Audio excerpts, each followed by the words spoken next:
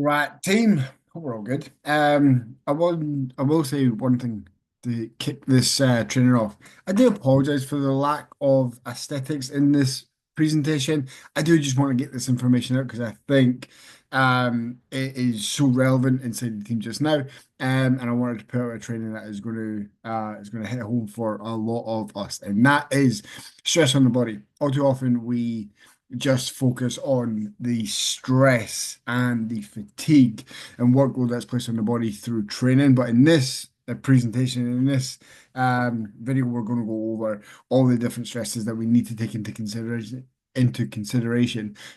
especially because none of us are full-time athletes and we all have a life outside of the gym or track. So we're going to get into this. And again, it isn't the most aesthetic uh, visual, so sorry for that, but the education on this is it thumps. It really, really does. So the different types of stress on the body: training stress, life and mental stress, and environment stress. And basically, in this training, we're going to go over all three, and then to round it up, we're going to go over a few things that we can do to then best help us.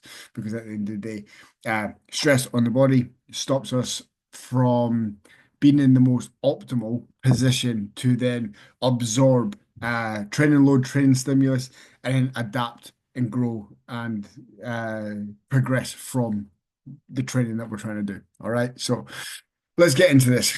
Training stress. We can somewhat measure. We can somewhat measure through progressions, volume, intensity, load, rest periods, and things like that, right? So from a management standpoint, it's very, very easy, or a lot easier, should I say, to manage the stress that training places on us. This is why we have frequent deloads. This is why we have undulating volumes per week. This is why we have wave kind of periodized approach with our strength training and things of that nature, is just because we want to manage that fatigue from a training standpoint. This is why all our training isn't in a linear kind of fashion where we're just adding volume, adding intensity, running faster, running further, lifting more weights. It is an undulating kind of progression model that we all follow. This is why some weeks will be higher volume than others. This is why some weeks will have higher intensity, frequency than others.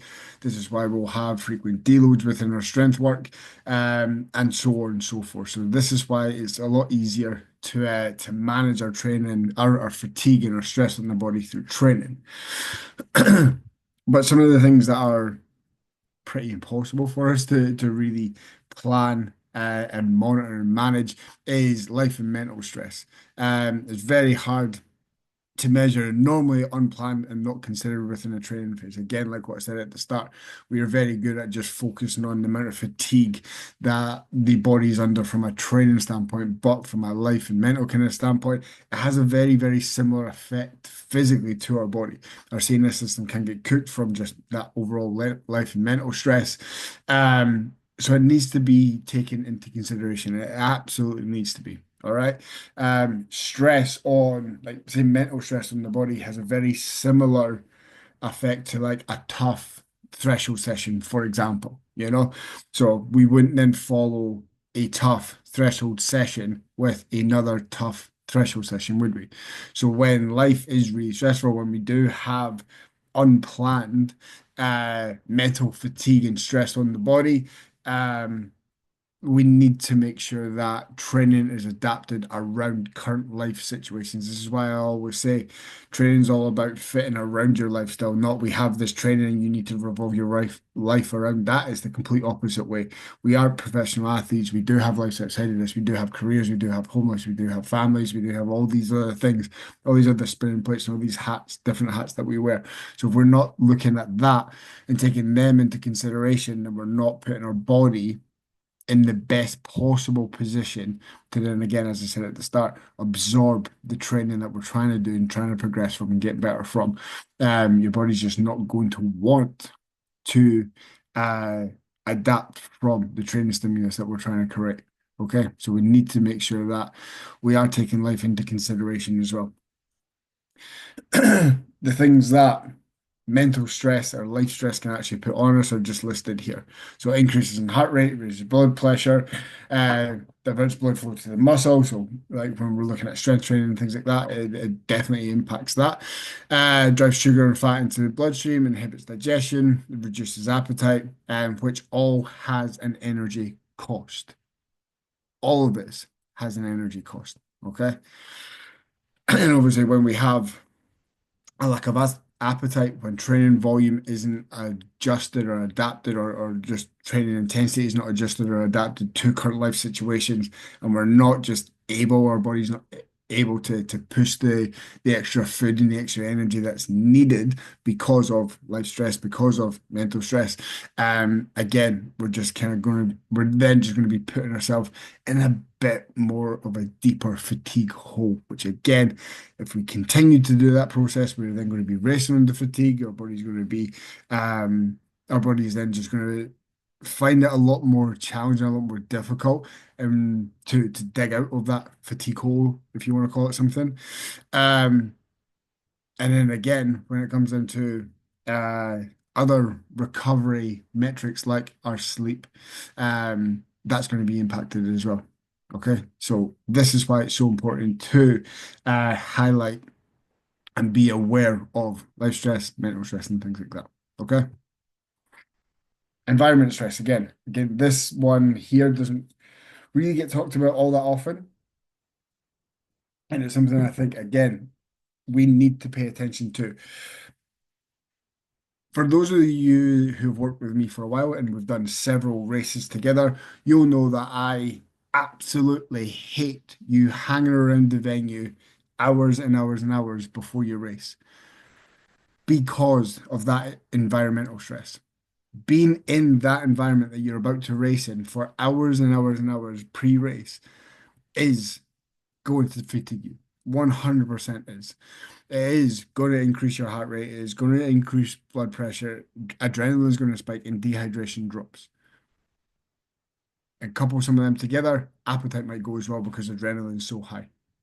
Appetite might go because hydration is not quite there. Appetite might go because again, that high heart rate, you just might not want to consume carbs, or your body might not be in the best position to absorb nutrients because adrenaline and heart rate and things like that. All right. So environmental stress, you don't see a UFC fighter or a boxer sat cage side or ringside hours before they fight, do you? No, and it's because they try and control that environment stress or environmental stress. They come in a couple hours before their fight, they go straight to the back, they warm up, they mobilize, they hit pads, they grapple with your UFC fighter, they do all these things, they run through fight simulation type things that they're going to work on in the fight and try and execute in the fight. They talk about the game plan and stuff like that, and then they go out and then they go fight. But for some reason in the Hyrox world, it's cool to go days and hours before you race to support friends and things like that. And that's all cool. You can do that. I'm not saying don't go support your friends or your partner or anything like that. Just understand the cost that it's going to have on your body when you've spent hours at the race venue and inside that environment. All right. So by all means, you can do that, but I would always strongly advise you don't do it because of these things. And again, that all comes at an energy cost. So you are going to need fueling. You are going to need food. You are going to need that energy top up. And sometimes when you couple all these things together, sometimes your body's just not in the best position to then consume nutrients as best as possible. This is where we get digestion, like irritation and stuff. We bloat before races and things like that. It's because your body's just not in a really good state to absorb nutrients. So we need to consider life stress and mental stress, but we also need to consider the third, and that's the environmental stress as well. But out with that, it's not just on race day either. It could be doing presentations at work that you're a bit nervous for. It's something that you don't do often. That comes at some pressure, some mental stress, um, things of that nature as well is always going to be a key consideration. Some of you are doing brand sponsorship. Days. You're doing Hyrox seminars and presenting there. You're at Hyrox seminars. You're going to like High Rocks affiliated kind of gym sessions and things like that, all that's going to come at a massive energy cost. It is going to come at some rate of fatigue outside of just the training modality side of things as well. So when we are trying to peak for a big A race, we need to try and keep things as simple and as consistent as you possibly can. Yes, of course, if it's like a works presentation or works promotion or something like that, or a brand promotion, things like that, of course, that's all we're going to, that's out of our control. We just need to control your environment as best as you possibly can in those situations. But again, just understanding the cost, the energy cost and the fatigue cost that set endeavor is going to cost. I think that's the right ending to that sentence. Um, so how do we then fix this, right? Because all these things, or some of these things, are well without out of our control. So how then do we fix this? The first things first is we drop this type of like David Goggins type mindset where if you have an extra rest day or you slow down your threshold pace or you cut down on some run volume or you half a strength session and all of a sudden you're a failure and you're a pussy and all of these things. We need to drop that.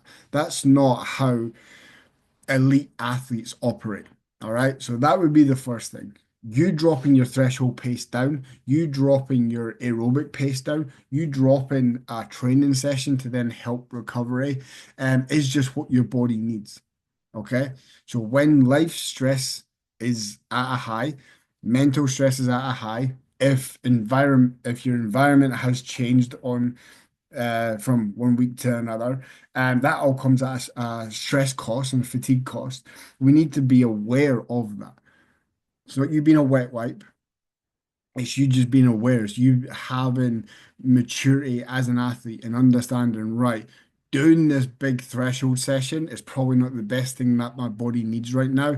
I'm probably going to be better off doing either an erg threshold session, so I'm still getting some threshold volume in there, but it's at a lot less fatiguing cost because it's off feet, it's on the ergs, not on foot. So there's that. We could swap it there. We could just take that threshold session out or push it back later on in the week where things are going to be settled down more.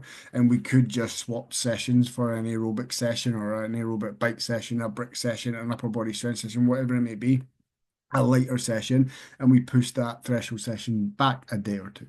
We could do that as well.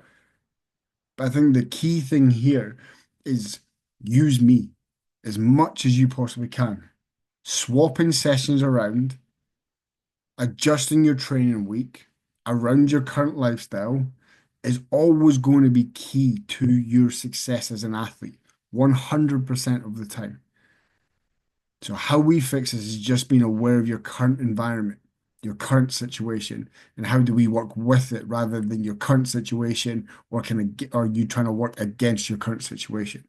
If work schedule is busy as hell, if home life is busy as hell or stressful, if job promotions or things like that are busy, if you've got travel plans and things like that, all these things are out the norm, right? So we need to be aware of your current situation and work with it rather than it working against us. All right. All too often, people can just blame a busy work schedule for not getting their training in, or they can blame a really stressful day at work for having a piss poor session and things like that. I think for us to really maximize your performance and hit peak performance, you need to work with your lifestyle, not against it. All right. So drop the David Goggins-esque kind of mindset of just fucking suck it up and get it done. It's not what elite athletes do. Goggins is a one of one psychopath. As motivational as he can be, he's far from a world champion athlete. He's never won world titles before, and it's because he operates at a different kind of capacity and mental capacity than what elite athletes do. All right. So we need to work with your current situations and not let that be the thing that's stopping you from achieving your peak performance. All right.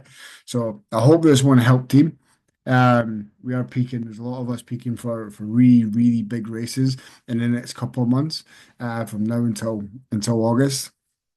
And we want to make sure that you are all in the best possible position to then achieve your best. And the way that we do that is, again, monitoring the stresses within our life and working with them, adjusting things around scheduling, around environmental stress, around life. All right, that's how we achieve a peak performance. So if you've got any questions on this, again, just shoot me a WhatsApp. But yeah, team, I hope this one was a good one.